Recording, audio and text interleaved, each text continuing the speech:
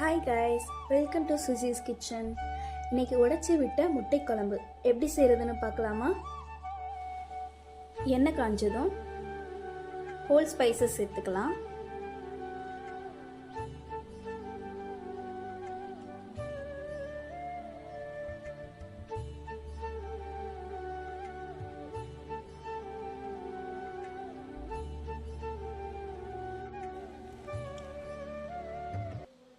Spices நல்லா வறுபட்டதும் நான் ஒரு பெரிய சைஸ் வெங்காயம் பொடி பொடியாக கட் பண்ணி எடுத்து வச்சுருக்கேன். அதை சேர்த்துக்கலாம்.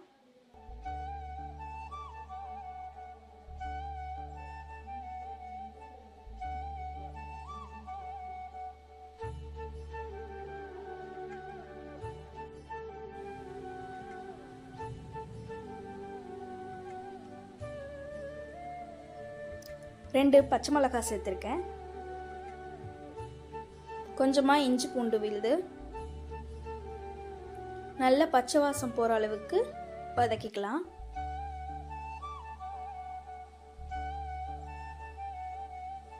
கொஞ்சமாக மஞ்சத்தூள், தனி மிளகாய்த்தூள், காரத்துக்கு தேவையான குழம்பு மிளகாய்த்தூள் 2 ஸ்பூன் சேர்த்துருக்கேன்.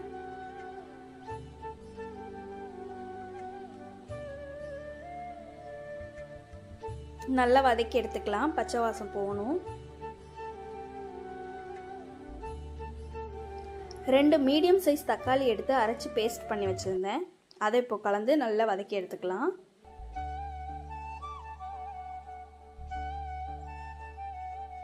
கொஞ்சமாக கருவேப்பிலை, கொஞ்சமாக கரம் மசாலா சேர்த்து நல்லா வதக்கிக்கலாம். நல்லா அடி பிடிக்காமல் கிளறி விட்டுக்கோங்க. இப்போ 1 டம்ளர் தண்ணி சேர்த்துருக்கேன். தேவையான அளவு உப்பு சேர்த்துக்கலாம்.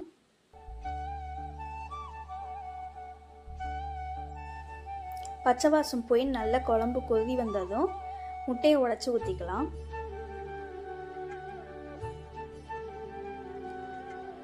இப்போ 5 மினிட்ஸ் மூடி போட்டு எடுத்தோம்னா முட்டை வெந்துடும்.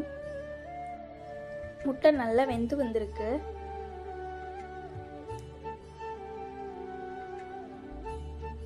இப்போ லைட்டாக எடுத்து பார்த்துக்கலாம், இல்லைன்னா அடி பிடிச்சிரும்.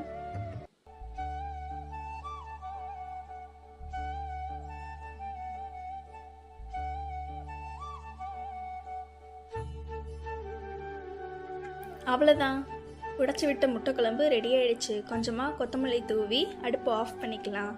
ஸோ ஈஸியான ரெசிபி தான், நீங்களும் ட்ரை பண்ணி பாருங்கள். தேங்க்யூ ஃபார் வாட்சிங்.